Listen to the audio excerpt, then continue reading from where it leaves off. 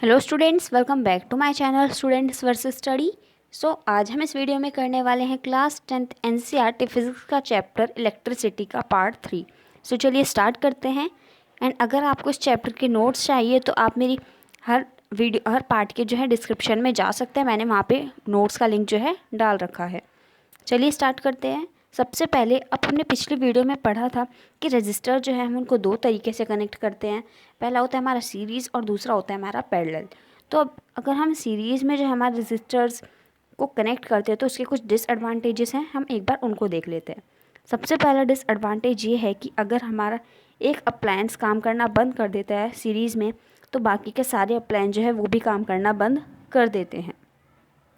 Next जो disadvantage है वो ये है कि हर एक जितने भी हमारे सीरीज़ में कनेक्टेड रेजिस्टर्स होते हैं उनका एक ही स्विच होता है। सो उनको जो है हम एक एक करके जो है ऑन नहीं कर सकते या फिर एक एक करके ऑफ नहीं कर सकते हैं। जो हमारे अप्लायंस है अब उसको सेम वोल्टेज नहीं मिलती है, उसमें सेम करंट नहीं फ्लो कर पाता है। एंड अब क्योंकि उसमें बढ़ जाएगा, सीरीज़ में जो हमारा करंट है वो बढ़ जाएगा, वोल्टेज बढ़ जाएगी, तो जिसकी वजह से जो करंट है वो कम हो जाएगा। एंड हमने पिछली वीडियो में पढ़ा था कि जो आई है वो हमारा इन्वर्सली प्रोपोर्शनल है हमारे आर से। तो जितना कम करंट होगा उतना ज़्यादा रेजिस्टेंस हो जाएगा। तो करंट कम होने की वजह से हमारा रेजिस्टेंस बढ़ जाएगा। अब हमने पढ़ा था कि पैरेलल में भी कनेक्ट होता है, तो पैरेलल के कुछ एडवांटेजेस है, एक बार उनको भी देख लेते हैं। सबसे पहले ये है कि अगर एक अप्लायंस काम करना बंद कर देता है तो बाकी के अप्लायंस अपना काम करते रहते हैं बिना किसी इफ़ेक्ट के। नेक्स्ट जो हमारा एडवांटेज हमें देखने को मिलता है वो ये है कि हर एक रजिस्टर का या फिर हर एक अप्लायंस का जो स्विच होता है वो उनका अलग अलग होता है। तो हम उनको जो है अलग अलग करके बंद भी कर सकते हैं, अलग अलग करके खोल भी सकते हैं। नेक्स्ट होता है कि जो करंट है वो सब में इक्वली फ्लो कर रहा होता है, यानी करंट जो है ज़्यादा हो रहा होता है। एंड करंट ज़्यादा होगा तो रेजिस्टेंस जो होगा वो हमारा कम हो जाएगा।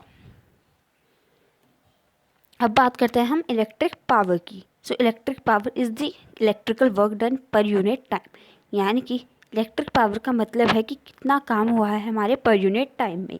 फॉर्मूला है P is equals to work done upon time taken. ऐसा यूनिट होती है हमारी पावर की वॉट, जिसको हम W से डिनोट करते हैं। किलो वॉट भी होती है जब हमारी बड़ी क्वांटिटी आती है। सो अब हम कह सकते हैं कि 1 वॉट जो है किसी भी अप्लायंस की वो पावर है कि जब हमारा 1 जूल काम जो है 1 सेकेंड में हुआ हो। इसके कुछ फॉर्मूलेज भी हैं, एक बार इनको भी देख लेते हैं। पहला तो हमने देख ही लिया, P is equals to W upon T, यानी कि वर्क डन अपॉन टाइम। दूसरा हमारा P is equals to V into I, यानी कि पोटेंशियल डिफरेंस इंटू हमारा करंट।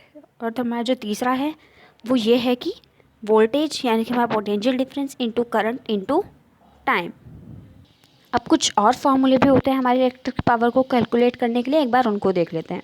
ये वाला तो हमने पढ़ ही लिया है कि वोल्टेज इंटू आई, और सेकंड फार्मूला होता है हमारा कि आई स्क्वायर इंटू आर, यानी कि करंट का स्क्वायर इंटू रेजिस्टेंस।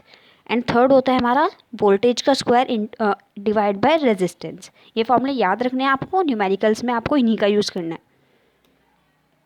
अब बात करते हैं हम इलेक्ट्रिकल एनर्जी की। सो इलेक्ट्रिक एनर्जी का फार्मूला होता है हमारा पावर इंटू टाइम, यानी कि E is equals to P into T. अब फॉर्मूले से हमें पता चल रहा है कि दो फैक्टर्स पर डिपेंड करती है, पहले हमारी पावर अप्लायंस की और टाइम कितना लिया है, कितनी पावर को कंज्यूम करने में। ऐसा यूनिट होती है हमारी वॉट आर, वॉट हमारी पावर की एंड आर हमारी टाइम की।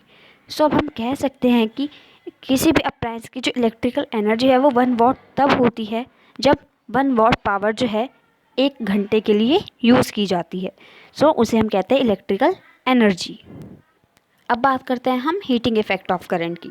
सो जब हमारा इलेक्ट्रिक करंट एक हाई रेजिस्टेंस वायर से, यानी कि एक ऐसी वायर से जिसका रेजिस्टेंस काफ़ी ज़्यादा हो, उससे पास होता है हमारा करंट, तो जो हमारी वायर है वो बहुत ज़्यादा गर्म हो जाती है। उसकी वजह से वो हीट प्रोड्यूस करना स्टार्ट कर देती है। And that producing of heat is known as heating effect of electric current. इसका फॉर्मूला होता है हमारा H is equals to I square into R into T, यानी कि हमारा करंट का square into resistance into time.